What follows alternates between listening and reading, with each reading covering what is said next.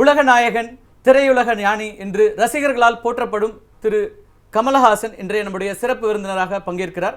வணக்கம். வணக்கம். பல நேரங்களில் நீங்கள் சமூக பொறுப்புள்ள கருத்துக்களை சொல்லிகிட்டே தான் இருக்கீங்க. ஆனால் சமீப காலங்களில் இந்த 2 மாதத்தில் திரு கமலஹாசன் அவருடைய ட்விட்டர் பக்கங்களில் பகிரப்படுகின்ற கருத்துக்கள் அப்படிங்கிறது நிறைய பேசப்படுகிறதாக, விவாதிக்கக்கூடியதாக மாறி இருக்கிறது. இந்த கருத்துக்களை அதிகமாக சொல்லக்கூடிய சூழல் எங்கிருந்து தொடங்குச்சு? ஒன்றும் இல்லை, புதிய ஒரு தொழில்நுட்பம் ட்விட்டருங்கிறது. நான் ரொம்ப நாள் முன்னாடி எல்லாரையும் போல் உடனே குதிச்சிடல, அதில் தாமதமாக வந்தேன்.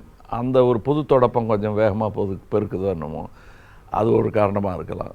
இன்னொன்று முந்தியெல்லாம் நீண்ட இடைவெளிக்கு பிறகு தான் ப்ரெஸ் மீட்டு கையிலேயே ஊடகத்தை கொடுத்ததும் கொஞ்சம் ட்ரிகர் ஹாப்பின்னுவாங்கள்ல, அந்த மாதிரி கூட இருக்கலாம். பட் இது நான் புதிதாக ஏதோ சொல்ல ஆரம்பித்து விட்டதாகவும், இதுவரை அமைதியாக இருந்த கமலஹாசன் என்று திடீரென்று வாய்கிழிய பேசுகிறார் என்று சொல்வதும் தவறான ஒரு விஷயம். ரொம்ப ஓக்கலாக இருக்கிறது இப்போ அதிகமாக இருக்கும் அப்படின்னு இல்லை, அந்த காலத்துக்கு அது ஓக்கல் தான். கொஞ்சம் 21 வயசு பையனாக இருக்கும்போதும் ஓக்கல் தான். நான் வாரம் வாரப்பத்திரிகைகளில் எழுதிட்டு இருப்பேன். இல்லை, ஏதாவது ஒரு செய்தியை என்ன வந்துட்டுருக்கோம். ஒன்றும் இல்லைன்னா ஒரு முத்தக்காட்சியில் நடித்தாங்கிற ஒரு சலசலப்பாவது இருக்கும். அது 77களிலேருந்தே இருக்கும். அரசியலில் ஒரு டீ கடையில் உட்காந்து முதல்வரை விமர்சிக்கும் ஒரு பாதசாரியின் பகுத்தறிவும் அருகதையும் கடமையும் எனக்கு இருப்பதாக நினைப்பேன். நான் மக்கள் தங்களுடைய பிரச்சனைகளுக்காக இன்னைக்கு வீதிக்கு வரக்கூடிய சூழல், ஜல்லிக்கட்டில் தொடங்கி அது பெரிய அளவுக்கு வரக்கூடிய சூழல். நான் அதை ரொம்ப நாளாக எதிர்பார்த்துக்கிட்டு இருந்தேன். நடக்கலையேங்கிற ஒரு வருத்தம் தான். என் வாழ்நாளில் நடக்காமலே போய்விடுமோ என்ற ஒரு இது கூட இருந்தது. இப்போ ஏன் திடீர்னு இப்போ வரீங்கன்னு கேட்குறாங்க இல்லையா, அது எல்லாத்துக்குமே ஒரு காலகட்டம் இருக்குது. 1860 தான் உங்களுக்கு விக்டோரியா ராணி இந்தியாவின் ராணியாக தன்னை பிரகடனப்படுத்தி கொள்கிறார்.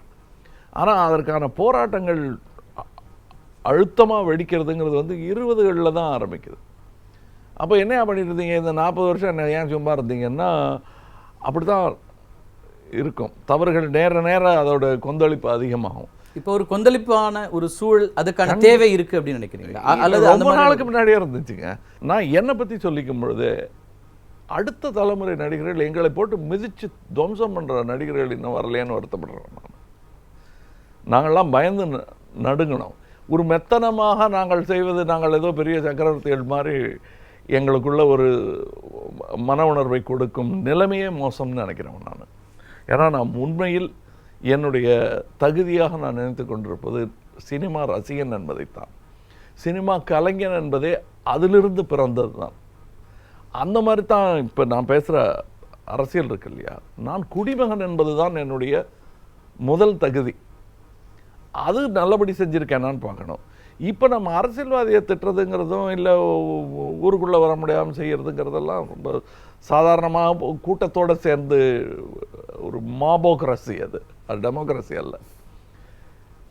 நம்ம முக்கியமாக டெமோக்ரஸியில் செய்ய வேண்டிய திருத்தம், நம் கையில் கொடுக்கப்பட்டிருக்கும் ஒரு அற்புதமான கூறு ஆயுதத்தை கரப்ஷனில் மழுங்கடிக்கிற முதல் ஆள் ஓட்டு போடுறவன் தானே தவிர, ஓட்டு கேட்டு அவன் வேஷம் போட்டுட்டு வரான், அது இப்படி பண்ணுறான், அப்போ ஒரு மாதிரி பண்ணுறான், இப்போ ஒரு மாதிரி பண்ணுறான்னு நான் உரிமையில் பேசுகிறேன்னு நினைக்க வேணாம். மொத்தமாக பேசும்பொழுது அப்படி தான் பேச வேண்டியது. என்னையும் ஒரு நடிகன் அப்படின்னு சொல்கிற மாதிரி நினச்சிக்க வேண்டியதுதான். முதல் தவறு எங்களிடத்தில் இருக்கிறது. எங்கள்னு நான் சொல்லும்போது என்ன சொல்லக்கல, நான் வாக்காளர். அதில் என்னைக்கு நீ கொடை வாங்கிட்டு புடவை வாங்கிட்டு பண்ணுறியோ, உன்னுடைய தலைவன் திருடனாகத்தான் இருப்பான். இதைத்தான் நான் திரும்ப சொல்லிக்கிட்டே இருக்கேன். நிச்சயமாக அதை மறுக்க முடியாது. அதே சமயத்தில் வாக்காளர்கள் ஒரு சாமானியர்களுக்கான எக்ஸ்போஷர் லெவல் ரொம்ப குறைச்சலாக தான் இருக்கும். அவங்கள இன்ஃப்ளூயன்ஸ் பண்ணுற அல்லது அவங்கள கரப்ட் பண்ணுற ஒரு டீசென்ட்ரலைஸ்டு கரப்ஷன், ஒரு மையப்படுத்தப்பட்ட ஒரு ஊழலாக சிஸ்டம் மாறிட்டு இருக்குன்னா அது தடுக்க வேண்டியது மேலே இருக்கிறவங்களுடையது தானே. சாமானியர்களை அந்த பொறுப்பு அற்ற ஒரு நிலை எதுக்கு வந்ததுன்னா, இது ஒரு ப்ரொஃபஷனாக மாறிவிட்டது, ஒரு கடமையாக இல்லாமல். நீங்கள் என்ன பண்ணுற, கிரிக்கெட் விளையாடுறதுன்றது வெறும் விளையாட்டாக இருந்தது இன்றைக்கி ப்ரொஃபஷனாக மாறிடுச்சு. எத்தனை கோடிகள்னு பேசுகிற அளவுக்கு வந்துடுச்சு. அந்த மாதிரி தான் ப்ரொஃபஷனாக மாறின அன்றைக்கே காலி இது. இப்போ நான் அதனால தான் எனக்கு தலைவர்கள் யாரும் கிடையாதுங்க, ஹீரோஸ் இருக்காங்க. காந்தியார் மாதிரி, பெரியார் மாதிரி. ஏன் இந்த 2 பேரை மாத்திரம் சொல்லிட்டு இருக்கீங்கன்னா, எலக்டோரல் பாலிடிக்ஸில் கிடையாதுங்க அவங்க. பட் தேர்தல் அரசியல் இல்லாம வந்து இயங்க முடியாதுல்ல. நீங்க ஏதோ இயங்க ஒரு முடியாது விஷயம் எடுக்க சரி, வேண்டியிருக்கிறது. இயங்க முடியாது சரி. ஆனா அந்த கருத்து குவிப்பு செய்பவர்கள் இப்படிப்பட்டவங்க தான் இருக்கணும். ஏன்னா இவங்க தனக்கு ஏற்ற மாதிரி பண்ணிக்கிறாங்க. இன்னும் சொல்ல போனால் சம்பளம் முதற்கொண்டு நிர்ணயம் பண்ணுறது வந்து வாக்காளர் இல்லை, அவங்களே நிர்ணயம் பண்ணிக்கிறாங்க. அவங்களுடைய பர்க்ஸ் எல்லாம் அவங்களே முடிவு பண்ணிக்கிறாங்க. கால அவதி முடிந்த பிறகு கூட அதை அனுபவிக்கிறாங்க. எக்ஸ் எம்எல்ஏன்னு ஒரு பதவியே கிடையாது. அதை நான் பார்த்துருக்கேன், பல எங்கள் ஊர்லாம் கார்டு அடித்து காட்டுவாங்க. அந்த மாதிரிலாம் ஒரு ஒரு முறை பொறுப்புக்கு வந்துட்டாலே அது முன்னாள் அமைச்சர், முன்னாள் சட்டமன்ற உறுப்பினர், முன்னாள் முதலமைச்சர் அப்படின்னு அதுக்கு அது இல்லை. நான்லாம் வந்து கண் கூட பார்த்துருக்கேன். இது இயலாத காரியம். இப்போ இந்த ஏதோ புரியாமல் பேசுகிறாரு, அரசியல் சூழல் புரியாமல் பேசுகிறாருன்னு சொல்லலாம். நான் பார்த்துருக்கேன். இந்த வீட்டுக்கு இப்போ நம்ம உட்காந்து பேசிக்கிட்டு இருக்கிற இந்த இடத்துக்கு திரு கக்கன் அவர்கள் ரிக்ஷாவில் வர்றதை நான் பார்த்துருக்கேன். முன்னாள் அமைச்சராக அவருடைய சொத்து அந்த ரிக்ஷா கூட இருக்கலாம். அது கூட அவர் சொந்த ரிக்ஷாவா இல்லை விலைக்கு வாங்கினதா எனக்கு தெரியாது. எங்கள் அப்பா வீட்டுக்குள்ளே உட்காந்து ஐயோ வந்துட்டாரான்னு எந்திரிச்சு ஓடுவார். அந்த மரியாதை தான் இருந்தது. அந்த மாதிரி எக்ஸ் மந்திரிகள் ஏன் இருக்கக்கூடாதுன்னு ஒரு சின்ன ஒரு ஆதங்கம் எனக்கு உண்டு. அது மாத்திரம் இல்லை, பக்கத்து ஸ்டேட்லாம் முருங்கக்காய் வாங்க போகிற முதலமைச்சர்லாம் நம்ம பார்க்க முடியுது. ஒரு எளிமையான அணுகுமுறை தேவைப்படுது அப்படிங்கிற அந்த ஆர்குமெண்ட்டை நான் அக்செப்ட் பண்ணிக்கிறேன். இப்போ கக்கன் தான் நம்ம கடைசியாக உதாரணத்துக்கு காமிக்க வேண்டிய ஒரு சூழல்ல தமிழ்நாட்டில் அப்படி இல்லை, நிறைய பேர் இருந்திருக்காங்க. புரியுங்கிறதுக்காக நான் அந்த பேரை சொல்கிறேன். நிறைய பேர் எனக்கு தெரிஞ்சு அணுகக்கூடிய இதில் இருந்திருக்காங்க. இன்னும் உண்மையை சொல்ல போனால் நான் வர வர வர வர தான் முதல்வர்களை அணுகுவதுங்கிறது வந்து முடியாத காரியமாக போயிடுச்சு. முந்தையெல்லாம் நான் காமராஜை போய் பார்த்துருக்கேன் சின்ன பையனாக இருக்கும்போது. பிற்பாடு ஒரு இளைஞனாக நான் வந்து எப்போ வேணால் எம்ஜிஆரை போய் பார்க்கலாம், எப்போ வேணால் போய் பார்க்கலாம்.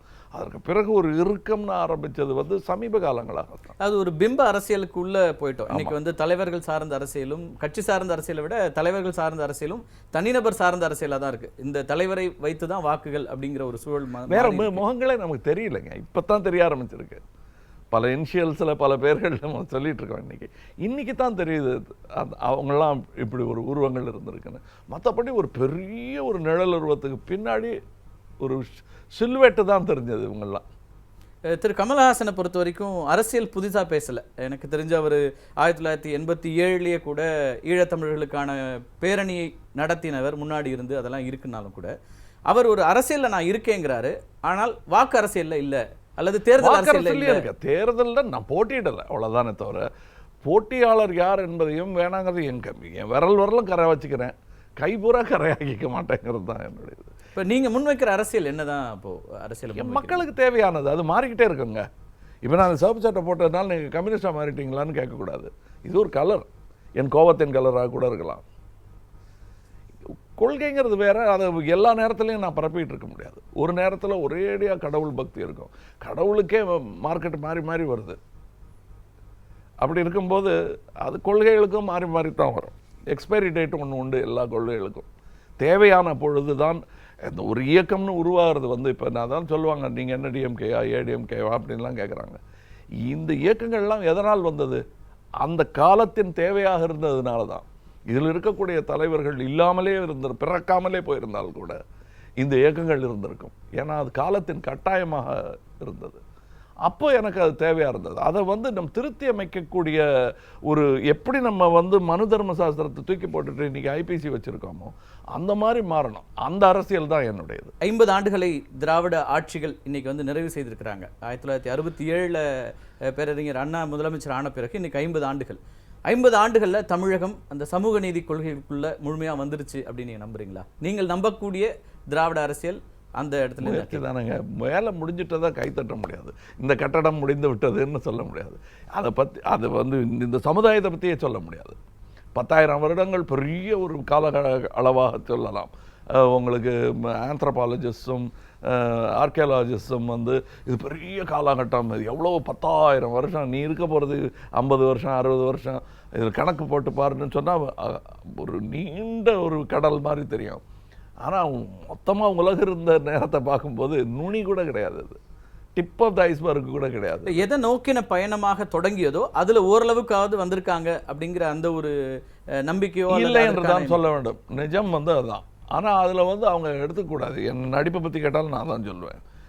அதை எதுக்கு நம்ம உடனே சாதிச்சுட்டதை அதுக்கு நினைக்கணும். ஏன்னா நம்ம தேவை, மக்களின் தேவை இவ்வளவு அதிகமாக இருக்கும்போது நம்ம சாதிச்ச ஒரு 1%, 2% பெரிதுபடுத்தக்கூடாது. அது உங்களுக்கு தேர்தல் அரசியலுக்கு வேணால் அது பிரயோஜனப்படலாம். சமுதாயத்திற்கு தேவையான விஷயங்களில் வந்து இந்த மாதிரி மாறுதட்டி கொள்ளும் விஷயங்கள்லாம் பிரயோஜனப்படாது, செயல்தான். திராவிட ஆட்சிகளால் தான் தமிழகம் பின்னோக்கி போயிடுச்சு, தமிழகத்தில் இனிமே திராவிட கட்சிகளுடைய ஆட்சிகளுக்கு வாய்ப்பு இல்லை அப்படின்லாம் வந்து இப்போ பாரதிய ஜனதா கட்சியினுடைய தலைவர்களோ மற்ற தலைவர்களோ தமிழ் தேசிய பேசுகிறவங்களோ எல்லாரும் சொல்ல பேசுறது அரசியல்.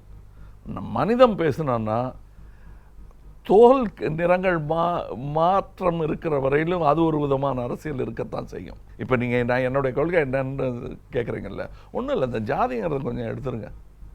ஏழை பணக்காரனே போதுமான விஷயங்க. அது அதில் ஏற்படக்கூடிய அநியாயங்களே அதிகமாக இருக்கிறது. இதில் இன்னும் 4ஆக பிரிச்சுக்கிட்டு அதில் 5ஆக பிரிச்சுக்கிட்டு முடிஞ்சால் 6ஆவதுக்கு ட்ரை பண்ணிகிட்டு இருக்கோம்ல, அந்த மாதிரி ஒரு அசிங்கம்.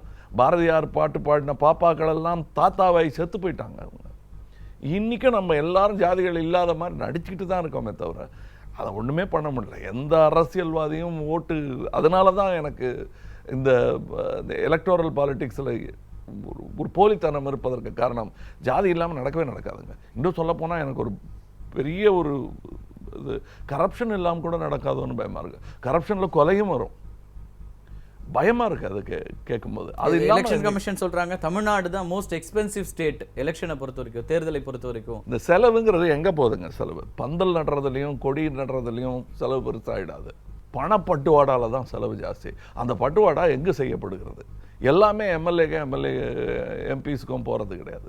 ஆமாம், வாக்குகளுக்கு இன்னைக்கு வந்து விலை இருக்கிறது அப்படிங்கிறது போயிடுச்சு, ஒவ்வொரு விலை இருக்கிறது அப்படிங்கிறது வந்து விலை பேசிட்டீங்கல்ல, அப்போ வருஷம் பூரா சும்மா இருக்கணும், அந்த அந்த டேர்ம் பூரா சும்மா இருக்கணும். ஏன்னா வித்தது தானே அது. சாமானியர்கள் நிச்சயமா வந்து வாங்கியிருக்காங்க, அது பெரிய தவறு தான். அதற்கு பிறகு 5 ஆண்டுகளுக்கு கேள்வி கேட்க முடியல. போன இடத்துல கவுன்சில்ல தொடங்கி சாமானியர்கள்னு சொல்லும்போது நீங்க எங்கேயோ ஒரு குடிசையில் இருக்கிற ஒரு ஏழைய நினைக்கிறோம். நம்ம ஒவ்வொரு கட்டத்திலையும் இருக்குங்க. டிடிஆருக்கு 10 ரூபா ஜாஸ்தி கொடுத்தா டிக்கெட் வாங்கிடலாம்னு நினைக்கிறவனும் கரப்ட் ஆளு தான். சினிமாவுக்கு கியூவில் நிற்க சோம்பிக்கிட்டு பிளாக்ல வாங்குறான்னு யோசிக்கிறவனும் கரப்ட் ஆளு தான். அவனுடைய அந்த படிகளில் ஏறி தான் நீங்கள் கடைசியில் ஓட்டுக்கும் காசு வாங்க போகிறீங்க. என்ன பெருசாக ஒரு கனவு காண்ற மாதிரி எல்லாரும் அப்படியே சன்னியாசி ஆகிடணுமாங்க. எனக்கு அந்த கேள்வி இருக்கு. ஏன்னா இப்போ ரியாலிட்டியில் நம்ம இருக்கோமா அப்படிங்கிற ரியாலிட்டியில் இருக்க முடியுங்க. நான் இருக்கேங்க. நான் வந்து இன்றைக்கி சொல்கிறேங்க, நான் சினிமாவில் எல்லா நேரமும் சினிமாவில் இருக்கேன், குழந்தையிலேருந்து இருக்கேங்கிறதெல்லாம் சும்மா. ஒரு 15 வருஷம் என்னை யாருனே அடையாளம் தெரியாது. நான் தான் களத்தூர் கணவன் நடித்தேன்னு சொன்னேன் அப்படின்னா அப்படிம்பாங்க. ஏன்னா களத்தூர் கணவன் மறந்து போன ஒரு காலகட்டத்தில் பஸ் எல்லாம் போயிட்டு இருந்தேன், நடந்து போயிட்டு இருந்தேன். ஒரு ஸ்டாப்பு முன்னாடி இறங்கிட்டோன்னா ஒரு ஐஸ் குச்சி வாங்கி சாப்பிட்லாங்கிற பையனாக கூட இருந்திருக்கேன் நான். உதாரணத்துக்கு பல பெரிய பணக்காரர்கள் கான்வென்ட்டு அப்படி இருந்திருப்பாங்க. நான் அப்படி இல்லை. ஸோ என்னுடைய வாழ்க்கையில் நான் வந்து பிளாக் சினிமா டிக்கெட்டு வாங்கினதே கிடையாதுங்க. லாட்ரி சீட்டு வாங்கினதே கிடையாது. எங்கள் அப்பா சொல்லி கொடுத்துருப்பாரு அப்படின்னு நினைக்கலாம். எங்கள் அப்பா லாட்ரி சீட்டு வாங்குவார், நான் வாங்கினது கிடையாது. சீட்டாடினது கிடையாது, சூதாடினது கிடையாது, என்னை சூது கவ்வியது கிடையாது. அப்போ நீங்கள் சினிமா எடுக்கிறீங்களேன்னா அது வியாபாரம். கூட்டமாக வாங்க நம்ம எல்லாரும் செய்யலான்னு சொல்கிறதுல அர்த்தம் கிடையாதுங்க. முதல் ஆளாக individual satyagraha, become the change you are shouting for. உன்னால் முடியுமா? என்னால் முடிஞ்சதை தான் நான் கேட்குறேன். உங்களை டாக்ஸ் கட்டுங்கன்னு நான் சொல்லும்போது நான் கட்டாமல் ஒழிச்சிட்டு உங்களை மாத்திரம் கட்ட சொல்லலை. இப்ப நெடுவாசல் எடுத்துக்கோங்க. ஆமாம், தனிப்பட்ட ஒரு விவசாயியா அவர் நின்ன வரைக்கும் அவரால் எதுவுமே செய்ய முடியல. சுப்பிரமணியன்ற அதுக்காகத்தான் அந்த குரலாகத்தான் நான் வந்திருக்கேன். இப்போ நீங்கள் சொல்கிறீங்க இல்லையா, அது குரலே கொடுக்கலன்னா நான் நடிகன், நான் கலைஞன், நான் சித்தன்ன வாசலில் உட்காந்துக்கிட்டு ஓவியம் வரைவேன், பாக்கி நேரம் போகிறேன் ஆதிநாதரை கும்பிட்டு கொண்டு இருப்பேன்னு சொல்ல முடியாது. என்னுடைய நிகழ் அரசியலில் ஏற்படும் அநியாயத்தை சர்வாதிகாரத்துக்கு எதிராக குரல் கொடுக்க வேண்டும். ஒன்று இல்லைன்னா பசுமாடு அடிக்கலைன்னாலும் நானாவது போய் அந்த ஆராய்ச்சி மணியை அடித்தே ஆக வேண்டும். அது ஒரு பாம்பு போட்டிருந்தா தெரியும் அப்படிம்பாங்க. வெள்ளைக்காரனே இருந்திருந்தா எல்லாம் சரியாக இருந்திருக்கோம்பாங்க. எல்லாத்தையுமே நான் மறுதளிக்கிறேன். பாம்பு போட வேண்டிய அவசியம் இல்லை. போர் பார்த்து தான் மக்கள் திருந்த வேணுங்கிறது இல்லை. பட் அவங்களையும் ரொம்ப சாட வேண்டாம்.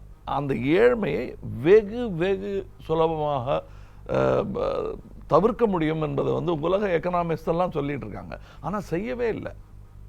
மேலும் மேலும் நம்ம ட்ரம்ப் மாதிரி ஒரு ஆளை தூக்கி பிடிச்சிக்கிட்டு நல்ல தைரியமாக பேசுகிறான் அப்படின்னு சொல்கிறோம். சவடால் பேச்சு வந்து ரவுடிகள் செய்யக்கூடிய ஒரு விஷயம்.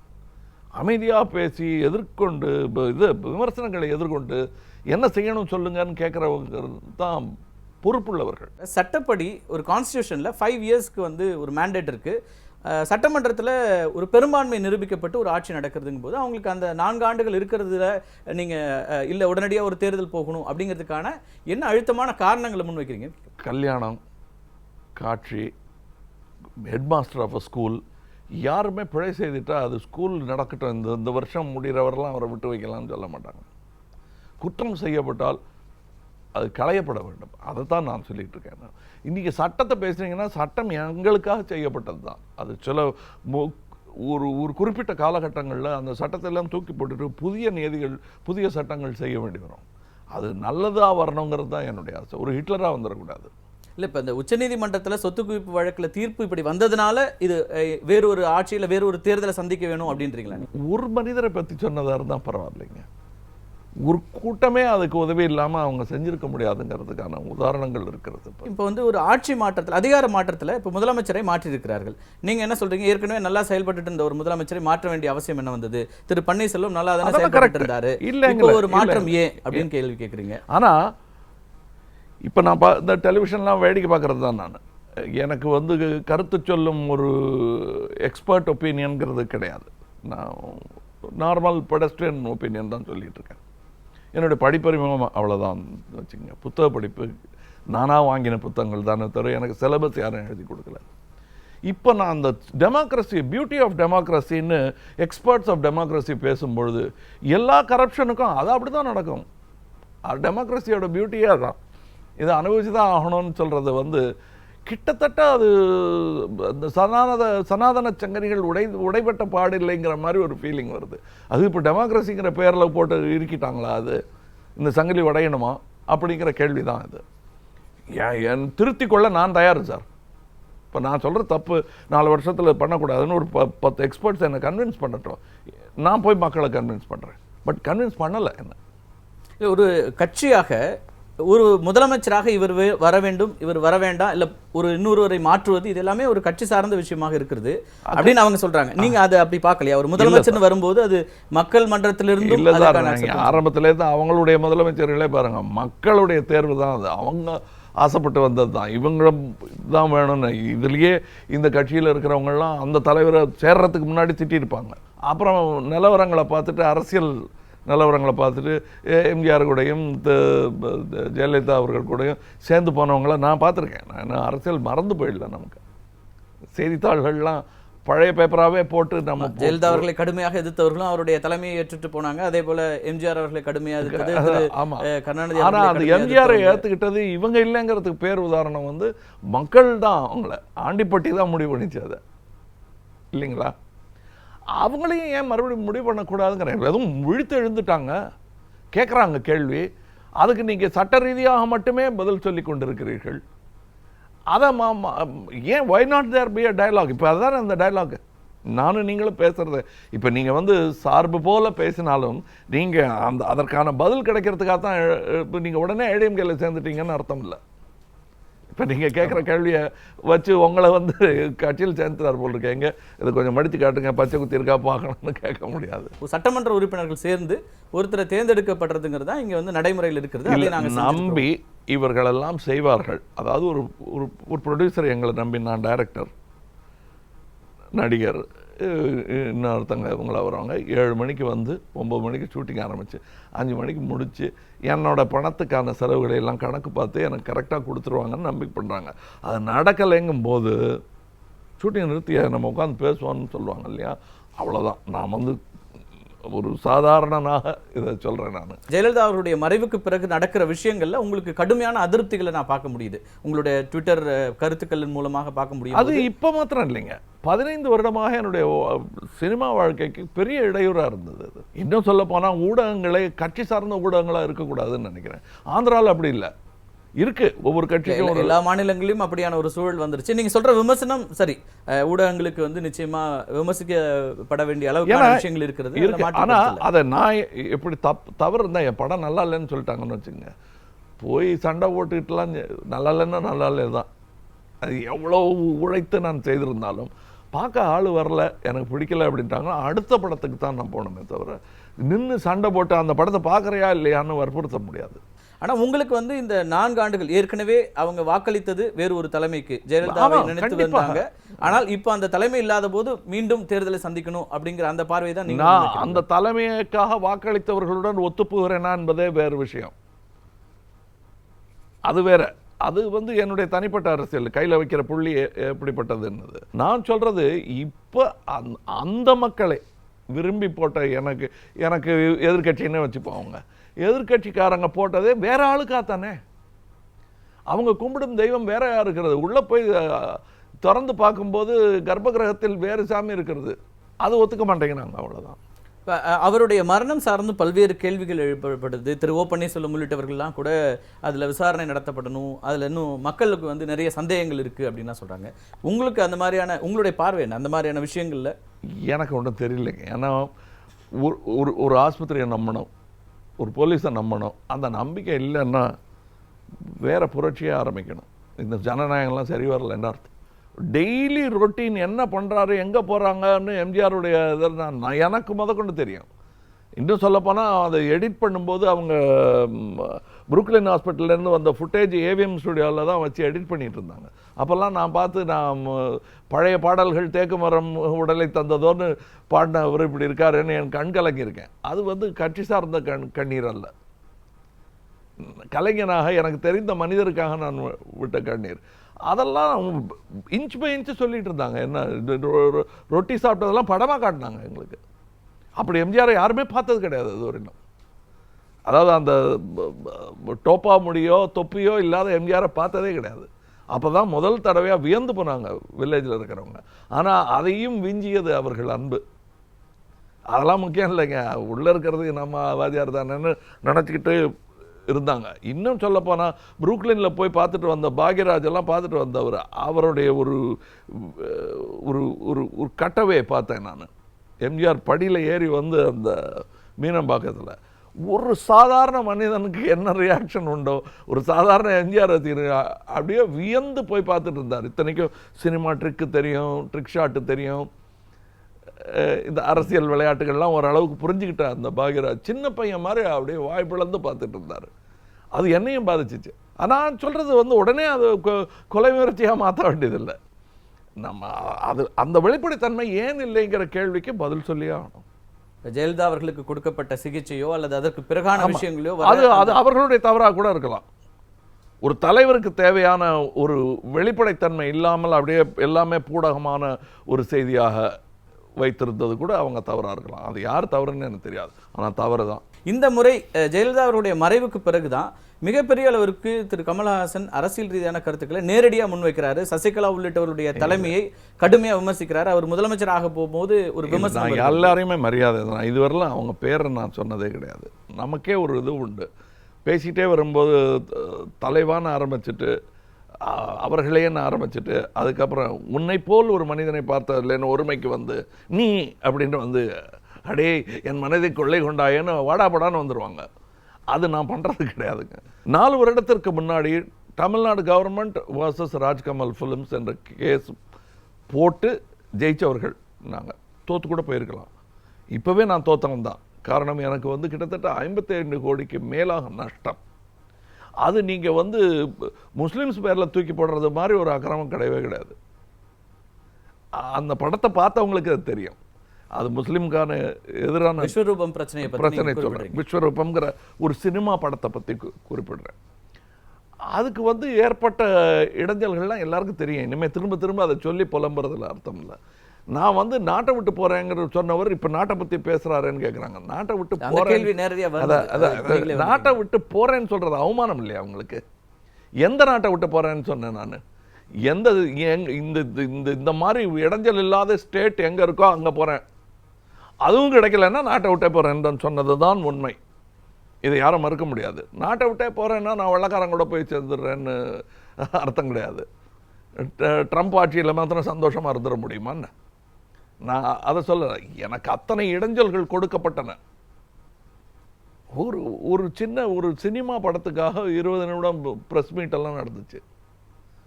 20-40 ஞாபகம் இல்லை எனக்கு. நான் எந்த தவறும் செய்யவும் இல்லை, எக்ஸப்ட் என்னுடைய வியாபாரத்தை கவனிச்சுக்கிட்டு இருந்தேன். கொஞ்சம் இந்த மாதிரி அப்பவும் இந்த மாதிரி பேசக்கூடியவன் தான் நான். சண்டியருங்கிற ஒரு படத்துக்கு பேர் வைக்கக்கூடாதுன்னு கிளப்பி விட்டது கூட அரசியல் தான் நான் நினைக்கிறேன். ஒருவேளை என்னுடைய பேரனோயான்னு சொல்லுவாங்கள்ல, அதுவாக கூட இருக்கலாம். ஆனால் பிரச்சனை தீர்ந்தது என்னவோ அங்கே போய் கேட்டதுக்கு அப்புறங்கிறது தான். நான் அப்போ கூட விட்டு கொடுத்து வேணாங்க விட்டுருங்க. அது விஸ்வரூபம் பிரச்சனையை பொறுத்த வரைக்கும் அது இஸ்லாமியர்களோட எதிர்ப்பு இல்லை, கண்டிப்பாக கிடையாது. எனக்கு எத்தனையோ நண்பர்கள் இருக்காங்க. இந்த ஆஃபீஸில் வந்து எனக்கு ஏற்பட்ட குறைக்காக வந்து துவா படித்த முஸ்லிம்ஸ் எல்லாம் இருக்காங்க. தவறு தாங்க, நாங்கள் அது என்னமோ கிளம்பிடுச்சு அது பாருங்கன்னு எனக்காக கண்ணீர் விட்ட முஸ்லிம்ஸ் எல்லாம் இருக்காங்க. படம் பார்த்துட்டு நல்லா இருக்கு, இதில் ஒன்றும் இல்லையேன்னு சொன்னவங்களும் இருக்காங்க. அப்புறம் ஏன் அவ்வளோ பெரிய பிரச்சனையாக மாறியது? ஒரு அரசாங்கம் அரசியல் தான் அது, கண்டிப்பாக அது அரசியல் தான், அதில் டவுட்டே கிடையாது. யார் செய்த அரசியல் நினைக்கிறீங்க? ஒரே ஆள் தான். நான் இப்போ பேசிட்டு பேர்கள்லாம் சொல்ல வேண்டியதில்லை. அது வேற யாரு? கண்டிப்பாக அது வந்து கம்யூனிஸ்ட் பார்ட்டி செய்யலை, டிஎம்கே செய்யலை. ஆட்சி பொறுப்பில் யார் இருந்தாங்களோ அவங்க செஞ்சுருக்காங்க. இன்னும் பல பேர் சொல்ல மாட்டேங்கிறாங்க. இன்னும் என்னால் நான் போய் ஏங்க நீங்கள் போய் தேவையில்லாமல் இதை போய் வெளியே கிளப்பி விட்டீங்க, வேலை நடந்துகிட்டு இருக்கு, அது ஏதோ ஒரு கரப்ஷனில் நடந்துட்டு இருக்கு, விட்டுருங்களேன்னா இப்போ I can whistle blow. Film இண்டஸ்ட்ரிக்கு எத்தனை இடைஞ்சல்கள் இருக்குன்னு நான் பேச முடியும். பேசணும் தானே? ஆமாம், பேசுகிறோம். அது பேசிகிட்டு இருக்கோம். அது தீர்க்காமல் நான் மாட்டுக்கு சத்தமாக ஊடகங்கள் சத்தம் போடுறதுல அர்த்தம் கிடையாது. தலைமை பொறுப்பு ஏற்றதும் இது ஒரு சின்ன ஒரு விஷயம், அதை அரசியலாக மாற்ற வேண்டிய அவசியம் இல்லை. இது ஏடிஎம்கே டிஎம்கேங்கிற பேச வேண்டிய அவசியம் சினிமா துறைக்கு கிடையாதுங்கிறேன் நான். அது இருக்கவும் கூடாது. அது தனிப்பட்ட இதுவாக வச்சுங்க. ஏன்னா இந்த சினிமா துறையில் தான் நீங்கள் கிறிஸ்டியனா, முஸ்லீமா, இந்துவா, ஜெயினரா, என்ன சமணரான்னு யாரும் கேட்குறதே கிடையாது. நீ திறமையானவனான்னு கேட்டு வந்தது தான். பியு சின்னப்பா என்ன ஜாதின்னு நமக்கு கேட்டது கிடையாது. தியாகராஜபாதர் என்ன ஜாதின்னு நல்லா பாடுறாரு யாருன்னு தான் சொன்னான். இன்னும் சொல்லப்போனால் மொழி தெரியாதவர்கள்லாம் வந்து இங்கே வென்றிருக்கிறார்கள், மொழியை கற்றுக்கொண்டு. கண்ணாம்பா வந்து தெலுங்காரங்கன்னு சொன்னால் நான் நம்ப மாட்டேன். சாவித்திரி அம்மா தெலுங்குன்னு சொன்னால் நான் ஒத்துக்கவே மாட்டேன். கட்சி அரசியல் இல்லாமல் இல்லவே இல்லையே. நடிகர் சங்கமாக இருக்கலாம், தயாரிப்பாளர் சங்கமாக, அதுக்கு காரணம் அந்த முதல்ல ஆதி இரண்டு பியு சின்னப்பா தியாகராஜபாதர் சொல்லலை நான். எம்ஜிஆர் சிவாஜி அவர்கள் 2 கட்சியில் இருந்தாங்க. அதே பாணியாக அமைத்துக் கொள்ள வேண்டிய அவசியம் இல்லை. அதை உடைக்கணுங்கிற ஒரு ஆர்வத்தில் தான் நானும் ரஜினியுமே அட்லீஸ்ட் நானும் நீங்களும் சண்டை போட்டுக்கூடாதுங்கிறத முடிவு பண்ணிக்கிட்டோம். நாங்கள் நண்பர்களாகவே இருந்து கொண்டு இருக்கிறோம்.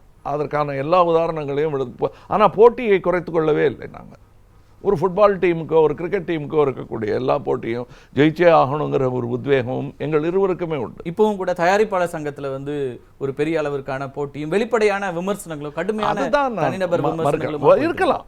ஆனால் அதில் வந்து நான் சொல்லும் அந்த மரியாதைங்கிறது குறைஞ்சிடக்கூடாது. ஒருமையில் பேசுவதும் நீ வாப்பான்னு திட்டிக்கிறது, அது நட்பில் கூட நானும் ரஜினி தனியாக என்ன பேசிக்கிறோங்கிறது முக்கியமே கிடையாது. ஆனால் அவர் திரு ரஜினி தான். ஒரு வார்த்தை கூட 2 பேரும் பேசுகின்றதே கிடையாது. எங்களை வளர்த்து விட்டவங்க எங்களை வாடா போடான்னு பேசுகிறதில்ல, தப்பே கிடையாது. பட் நாங்கள் ஒருத்தருக்கு ஒருத்தர் முடிவு பண்ணது, நாங்கள் வாடா போடா ஃப்ரெண்ட்ஸாக இருந்த காலத்தில் இருந்து தான் வந்திருக்கோம். ஆனால் நாங்கள் தான் அந்த முடிவை எடுத்தோம்.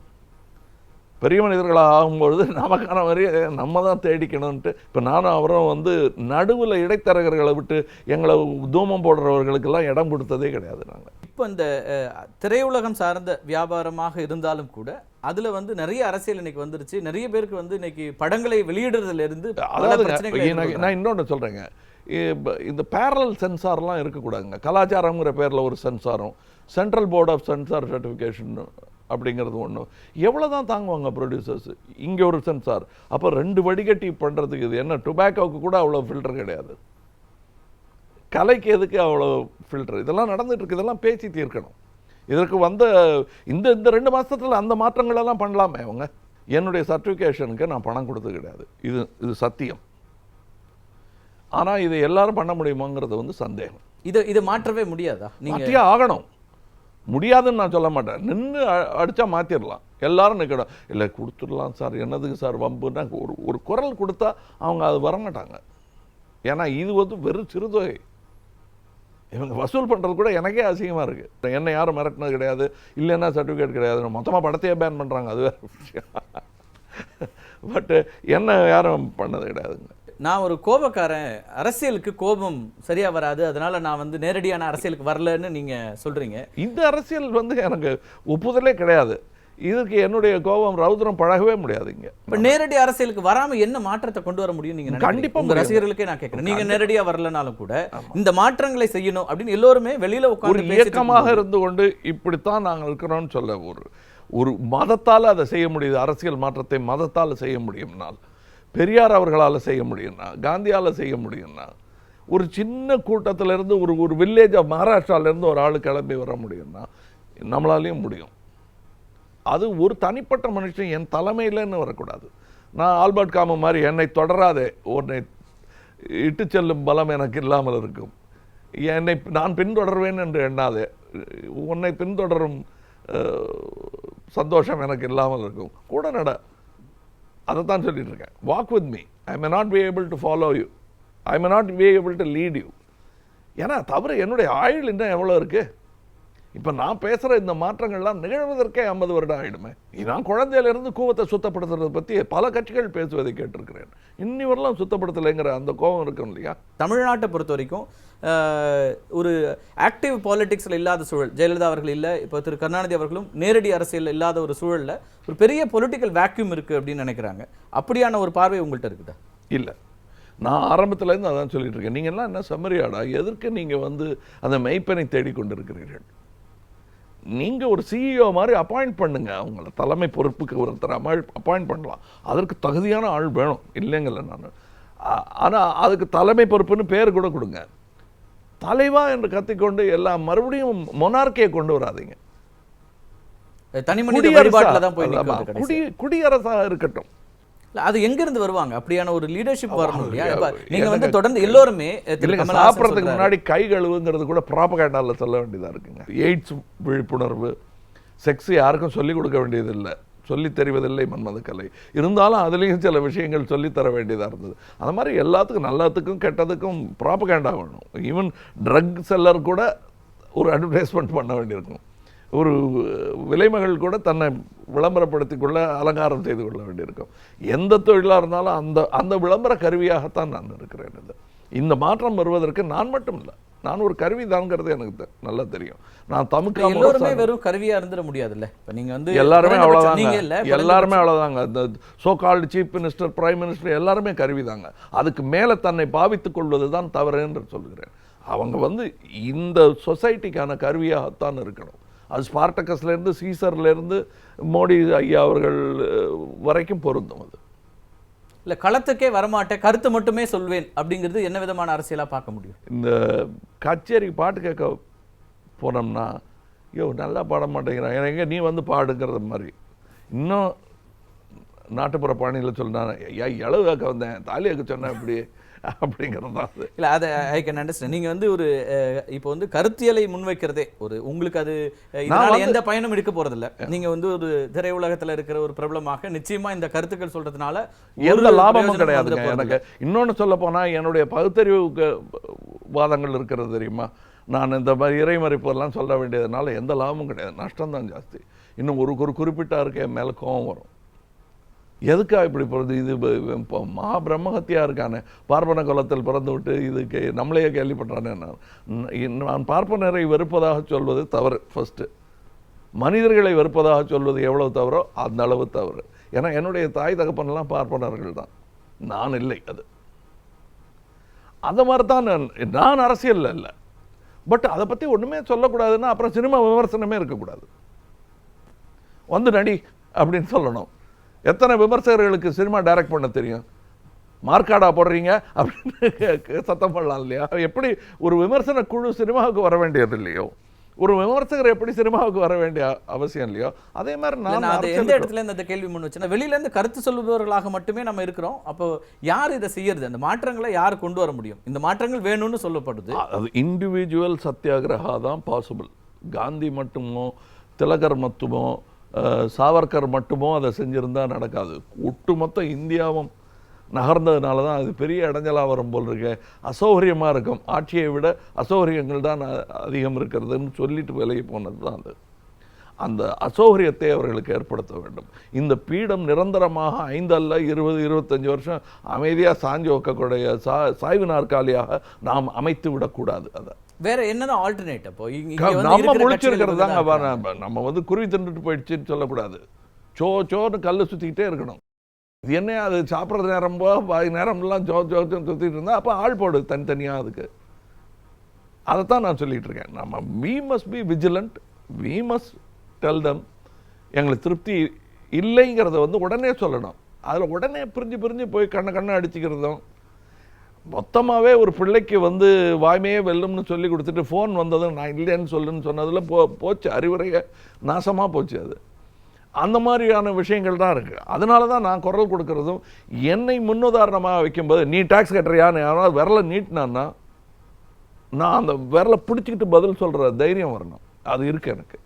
திரு கமல்ஹாசனுக்கு வந்து பெரிய அளவிற்கு தொகையோடலாம் சிலர் அணுகுனாங்க, அவரை வந்து கட்சி அரசியலுக்கு இழுப்பதற்கு அப்படின்லாம் தகவல்கள் செய்திகளாக வந்துட்டு இருக்கு. அப்படியான விஷயங்கள் நடக்குதா? ரொம்ப நாளைக்கு முன்னாடியே நடந்திருக்கு. ஒரு பெரிய அடாவடி கூட்டம். அவங்க வந்து கேட்கும்போது, ஒரு காலேஜ் பொண்ணு எப்படி 10 பேர் பசங்க வந்து கிண்டல் அடிச்சுட்டா டக்குன்னு பஸ் வராதான்னு ஏறி போயிடலான்னு தப்பிச்சு போயிடலான்னு இருக்கிறவங்க, இல்லை வேணாங்க விட்டுருங்க நான் அந்த மாதிரிலாம் கிடையாதுன்னு சொல்லுவாங்க இல்லையா, அந்த மாதிரி சொல்லிட்டு தான் நான் பதுவுசாக சொல்லிட்டு தான் தப்பிச்சிருக்கேன். சில நேரங்கள் குறையா பட்டுக்கிட்டதும் உண்டு. எனக்கு அந்த மாதிரி பணங்கள் இப்போ ஒரு 100 கோடி 200 கோடின்னா எனக்கு கடன் 60 கோடி இருக்குது, 100 கோடி வாங்கிட்டா நல்லா இருக்குமாங்கிறத அந்த அந்த யோசனை கூட நான் பண்ணது கிடையாது. அப்படியான மறுப்புகள் எதிர்ப்புகள்லாம் வந்து பின்னாடி ஏதாவது ஒரு இடத்துல உங்களை காயப்படுத்தியிருக்கா, அல்லது உங்களுக்கு அது பிரச்சனையாக மாறி இருக்குதா? மாறி இருக்கேன். அதுதான் நான் யாரையும் கட்சியெல்லாம் நான் சொல்ல விரும்பலை. ஏன்னா 2-3 பேர் கேட்டிருக்காங்க, அதனால் நான் அதை பற்றி சொல்ல விரும்பலை. ஆனால் சில பேர் பணமாக கொண்டு வரேன்பாங்க, சில பேர் உனக்கு நல்லது நடக்கும் பாரு அப்படின்னு ஜோசியம் சொல்லுவாங்க. இதெல்லாம் இல்லைங்க பரவாயில்லைங்க, இது போதும் நான் இருக்கிற இடத்துல இருந்துக்கிறேன்னு ஒதுங்கி மரியாதையாக தான் இது வர போயிருக்கேன். அது எவ்வளோ நாள் மரியாதையாக இருக்க முடியும்? பல்லு போகிற வரையிலும் மரியாதையாக போடுது. என்னைக்காவது பல்லு நாக்கு போட்டு பேசணும் இல்லை, அந்த பேச்சு தான் இப்போ வந்திருக்கேன். என்னை விட்டுருங்க, இல்லைன்னா நான் உங்களை விட மாட்டேங்கிறது தான். அது இன்னொரு விஷயம். இப்போ ஜல்லிக்கட்டு பிரச்சனைக்கு பிறகு நீங்கள் வந்து ரொம்ப வெளிப்படையாக சில கருத்துக்களை சொன்னீங்க. ஜல்லிக்கட்டு ரொம்ப ஆதரவாகவும் நீங்கள் வந்து உங்களுடைய ஜல்லிக்கட்டுங்கிறது வந்து இன்னொன்று சொல்கிறேங்க, ஜல்லிக்கட்டு இல்லாமல் தமிழர்கள் வாழ்ந்திருக்க முடியாதா? நேரடியாகவே பேசுவோம். ஜல்லிக்கட்டுங்கிற ஒரு இது போயிடுச்சுன்னா ஒன்றுமே இல்லை, அவ்வளோதான், இன்னுமே நம்மளோட அடையாளமே போயிடுச்சுங்கிறது அது ஒரு விதமான விஷயம். இப்போ பொட்டை அழிச்சிட்டா இந்து இல்லைன்னு ஆயிடாது. மனசுக்குள்ளே கடவுள் இருக்கும். சிலுவையை அத்துட்டா அவன் இனிமேல் கிறிஸ்டியன் இல்லைன்னா ஆகிடாது. உள்ளுக்குள்ளே இயேசு இருப்பான். தாடியை எடுத்துட்டா முஸ்லீம் இல்லைன்னா ஆகிடாது. அது மாதிரி உங்களுக்கு இதனால இல்லை, ஆனால் இது பல காரண கோபங்களில் எங்கள் கேட்டது நடந்தாகணும். எத்தனை நாளையா பொறுத்துக்கிட்டு இருப்போம் அப்படின்னு ஜோக்கெல்லாம் கூட சொல்கிறாங்க. இப்போ மீனவர்கள் இதுக்கு நான் கூட படித்தேன் ஒரு ஜோக்கு, நான் சொன்னதில்லை, பட் நான் சொல்லியிருக்கலாமோன்னு ஆசைப்படக்கூடிய ஒரு ஜோக்கு. அதாவது இனிமேல் மீனவர்கள் போகும்போது ஒரு பசுமாட்டை போட்டில் ஏற்றிக்கிட்டு போனாங்கன்னா சௌரியமாக இருக்கும். ஏன்னா மாட்டுக்கு ஏதாவது ஆச்சுன்னா மீனவர்களுக்கு ஆனதை விட அதிகமாக பேசப்படும் அப்படின்னு சொல்கிற அதெல்லாம் வந்து ஒரு கொந்தளிப்பு தானே. கொந்தளிப்பு ஜோக்காக வருது, விமர்சனமாக வருது, கோபமாக வருது, ஒப்பாரியாக வருது, கழுத்தில் தூக்கு கயிறை மாட்டிட்டு நிற்கிற மாதிரி ஒரு ஒரு கேலி சித்திரமாக இல்லை கொடூர சித்திரமானு சொல்ல முடியாத ஒரு விதமான விமர்சனமாக இருக்குது. இதெல்லாம் வருது. அந்த மாதிரி தான் அந்த ஜல்லிக்கட்டுங்கிறது கூட ஒரு எரிமலையின் நுனி, புகைய ஆரம்பித்ததோட நுனி அது. இப்போது 5 மாநில தேர்தல்கள், இந்த முடிவுகள் வந்து மிகப்பெரிய அளவிற்கு பாரதிய ஜனதா கட்சிக்கு, குறிப்பாக உத்தரப்பிரதேசம், உத்தரகாண்ட் உள்ளிட்ட இடங்களில் பெரிய ஒரு வெற்றியை கொடுத்துருக்கிறது. இன்னொரு பக்கம் நீங்கள் எதிர்க்கிற ஒரு ஐடியாலஜி, அதற்கு எதிரான ஒரு விமர்சன பார்வையை வைக்கிறவர் உங்களை போன்றவர்கள் எல்லோருமே. ஆனால் மக்களுடைய தேர்வு அதுவாகவே இருந்துட்டு இருக்கு. அதை எப்படி பார்க்குறீங்க? அது மாறி மாறி தானே வருதுங்க. இப்போ உங்களுக்கு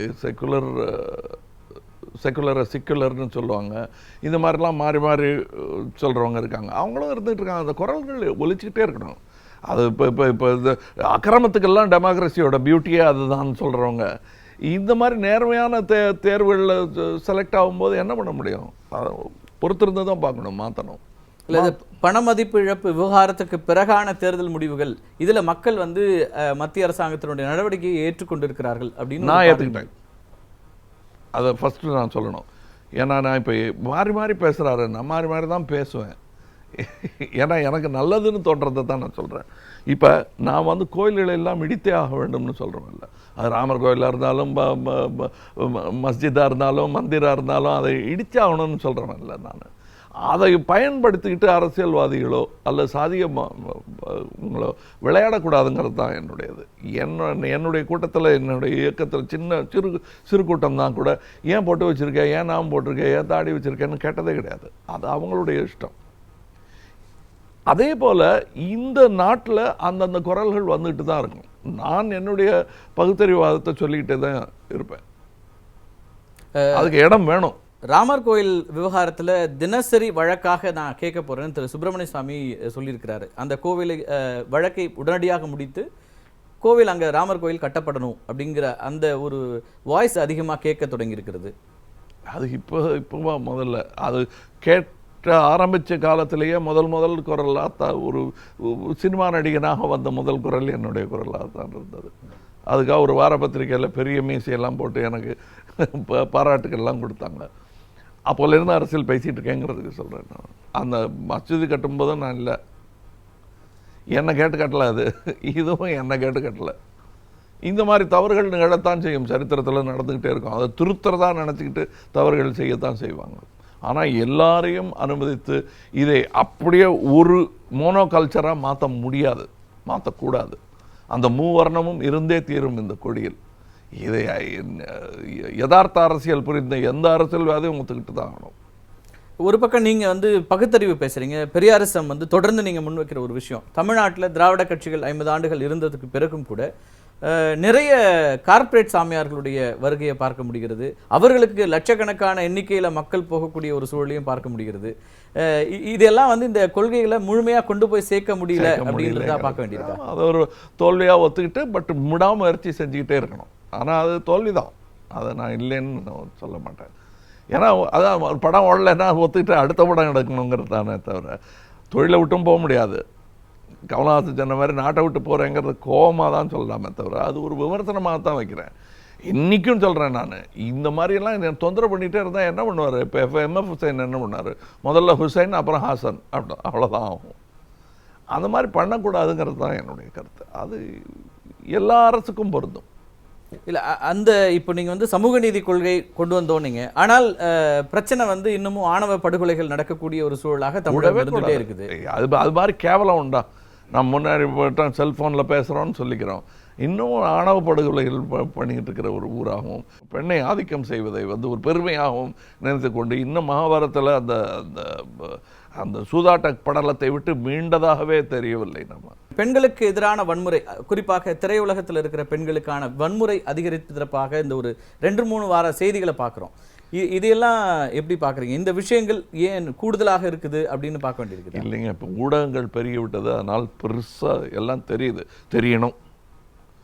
அதனால் இதெல்லாம் இப்போ பெருசுப்படுத்தாதீங்கன்னு நான் சொல்ல மாட்டேன். அதான் நான் சொல்வேன், எங்கேருந்து வந்தது இதுன்னா, ஏன் மகாபாரதத்தில் பொம்பளை வச்சு சூதாட்டினது புத்தகமாக படிச்சுட்டு இருக்கிற ஊர் இது. அதை பெரிய புத்தகமாக வைத்து பாராட்டி கொண்டு இருக்கிற இந்த ஊரில் அது நிகழ்வதில் ஆச்சரியம் இல்லை.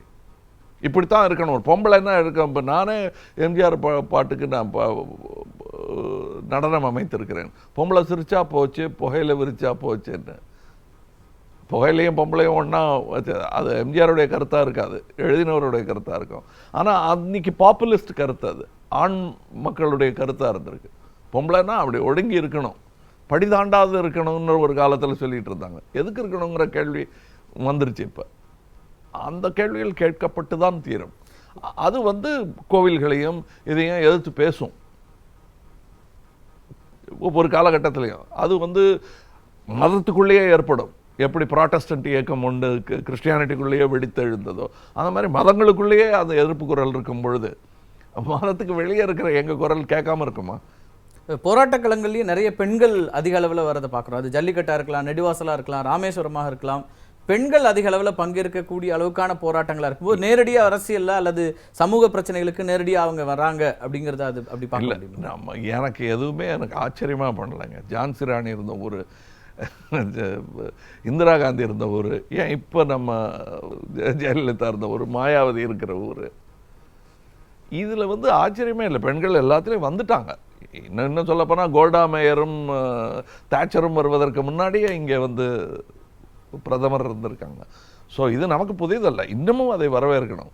அது உமன்ஸ் டே அன்னைக்கு பைலட் பறந்தாங்கிறத நியூஸ் போடுறத ஃபஸ்ட்டு நிறுத்தணும். ஏன்னா அவங்க வந்துட்டாங்க ஈக்குவலாக. உங்களை தலைமையை ஏற்று நடத்தக்கூடிய ஒருவர் கைது செய்யப்படுகிறார்.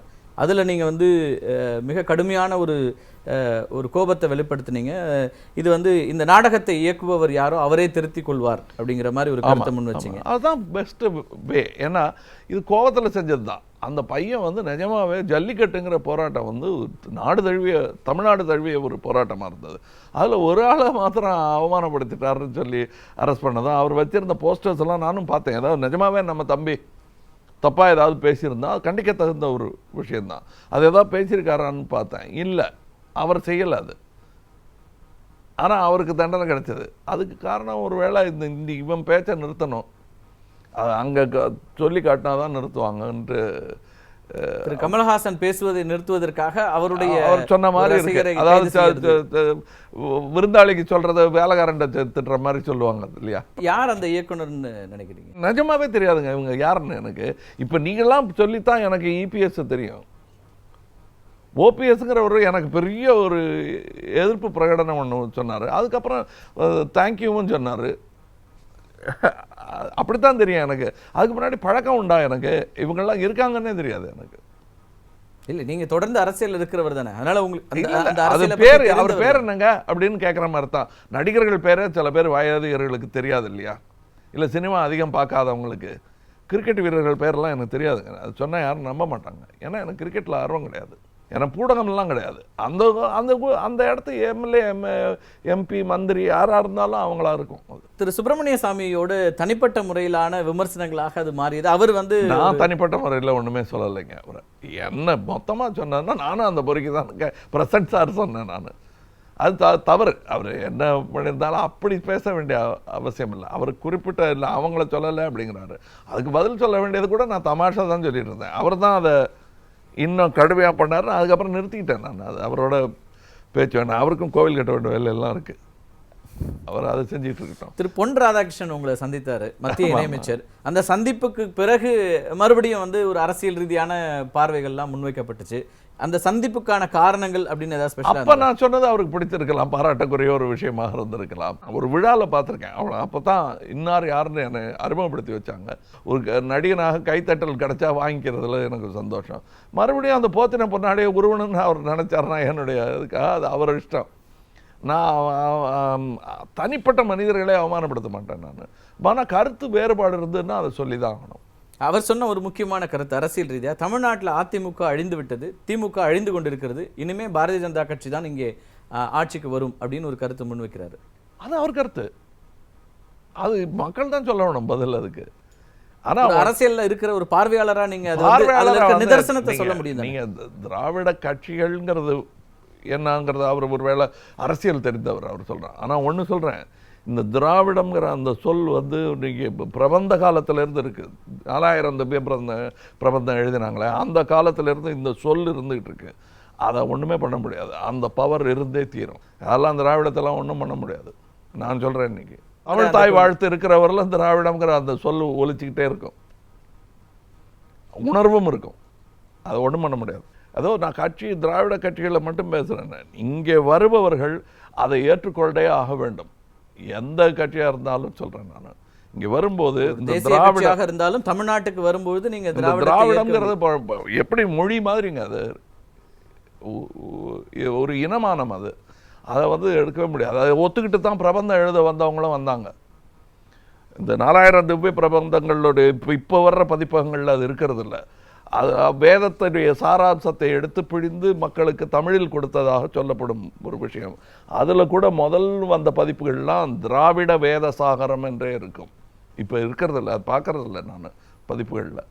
குஜராத்திங்கிறதுல என்ன பெருமை மோடி அவர்களுக்கு இருக்கிறதோ அந்த அளவு பெருமை திராவிடன் என்பதில் எனக்கு இருக்கிறது. எனக்கு காவிரியில் தண்ணீர் கொடுக்காத ஒரு சகோதரன் நான் எப்படி திராவிடனா பார்க்கறது, அல்லது முல்லைப்பெரியாரில் தண்ணீர் கொடுக்கணும், அது நான் என்னுடைய தமிழ் தேசியவாதிகளுக்கும் சொல்ல கடமைப்பட்டிருக்கிறேன்.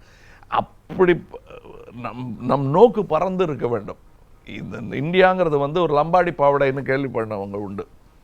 ஒரு கிழவனார் தைச்ச லம்பாடி பாவடை, அது வெள்ளக்காரனோட சேர்ந்து தைச்சது. அவன் வியாபார சௌகரியத்திற்காக ரயில்வே ஊசியை வச்சு தைச்ச லம்பாடி பாவடைன்னு கேள்வி பண்ணுவாங்க. அது இது சேரவே சேராதுன்னு.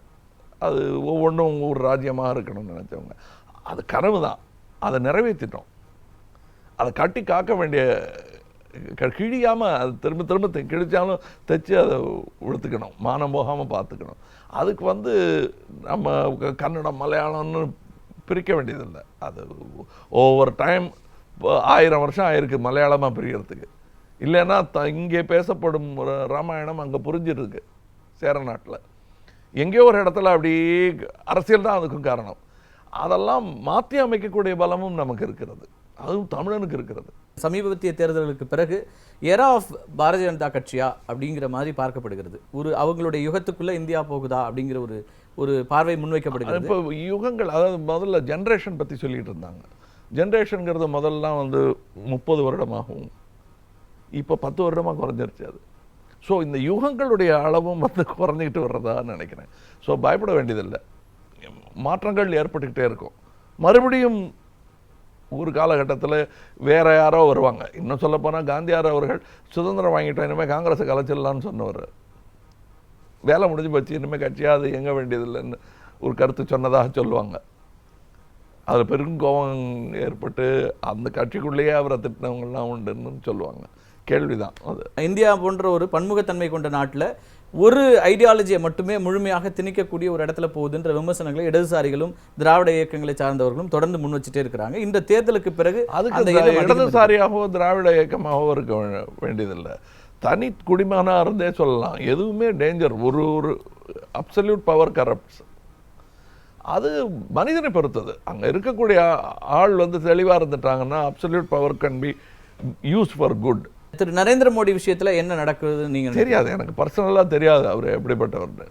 ஒரு விஷயம் பிடிச்சிருந்ததுன்னா பிடிச்சிருக்குன்னு சொல்லுவேன், பிடிக்கலன்னா பிடிக்கலன்னு சொல்லுவேன். நான் என்னுடைய குரல் ஒலிச்சுக்கிட்டே இருக்கும். அமைதிப்படுத்தலாம், அதுக்கு அரசியல் கருவிகளும் ஆயுதங்களும் நிறைய இருக்கிறது. என்னை அமைதிப்படுத்தணும்னா அப்படி பண்ணிடலாம். அது பண்ணக்கூடாதுங்கிறது தான் வேண்டுகோள் கூட கிடையாது. இவர் பில்கேட்ஸுக்கு தன்னுடைய சொத்தை எனக்கு பிறகு நான் கொடுத்துடலான்னு இருக்கேன்னு நினைக்கிறார் இல்லையா, அந்த பரந்த நோக்கு பெரிய பொசிஷனில் இருக்கிறவங்களை எல்லாருக்குமே வரணும்னு நினைக்கிறேன் நான். ஒரு ஐடியாலஜிக்கலாக இப்போ ரைட் விங் உலகம் முழுக்க வெற்றி பெறுகிறது, வலதுசாரி சிந்தனை கொண்டவர்கள் எல்லா இடங்களையும் வெற்றி பெறுகிறார்கள் அப்படிங்கிற ஒரு பார்வை முன்வைக்கப்படுகிறது. இந்தியாவும் அந்த மாதிரியான ஒரு எல்லையை நோக்கி போகிறது அப்படின்னா ஒரு செக்யூலரிசத்தை தொடர்ந்து வலியுறுத்திட்டு இருக்கிற திரு கமலஹாசன் போன்றவர்கள் இதை எப்படி பார்க்குறாங்க? இது நான் இதுக்கு முன்னாடியே ஒரு 6 மாதம் முன்னாடியே எழுதிட்டேன். ட்ரம்ப்பு பிலிப்பைன்ஸ்லேருந்து ஆரம்பிச்சிருப்பேன் நான். பிலிப்பைன்ஸில் கட்ட பஞ்சாயத்துக்காரர் தான் வந்திருக்காரு. அது மாதிரி தான் அமெரிக்காவை போகுது. தமிழகம் அப்படி ஆயிடுமோ அப்படின்னு கவலைப்பட்டிருப்பேன். இந்த கவலைகள் பட்டுக்கிட்டே இருக்கணும், இந்த விஜில் இருந்துக்கிட்டே இருக்கணும், இந்த விழிப்புணர்வு இருந்துக்கிட்டே இருக்கணும். ஆனால் இது சந்நியாசம் இல்லை, தனித்தும் பசித்தும் விழித்தும் இருக்க முடியாது. விழித்திருந்தால் போதுமானது, பசித்து இருக்க மாட்டேன், தனித்தும் இருக்க மாட்டேன், நான் ஒரு கூட்டத்தோடு தான் இருப்பேன். அதில் சில காம்ப்ரமைசஸ் பண்ண வேண்டியது. கோஆப்ரேஷன் இல்லாமல் எந்த அரசியலும் நடக்காது. இன்றைக்கி நான் சொல்கிறேன், நீங்கள் கம்யூனிஸ்ட்டை ஒதுக்கி தூக்கி காணாமல் அடிச்சுட்டு எல்லாம் பண்ண முடியல. தமிழகத்திலேயே அது நடக்கலை. இன்னும் இருக்காங்க அவங்க ஒரு கட்சியாக, பெயரளவில் கட்சி அளவில் தானே இருக்கிறாங்க. அந்த சித்தாந்தங்கள் மக்கள் ஏற்கக்கூடிய இடத்துக்கு வராத போது வர வைக்கலாம். டிஎம்கேவும் அப்படி தான் இருந்தது ஒரு காலத்தில் இல்லையா, உங்களுக்கு ஞாபகம் இல்லையா? அது என்னப்பா அவங்கெல்லாம் ஒரு சினிமாக்காரங்க கட்சின்னு கேலி பண்ணதெல்லாம் நான் கேட்டிருக்கேன், என் வாழ்நாளில் கேட்டிருக்கேன்.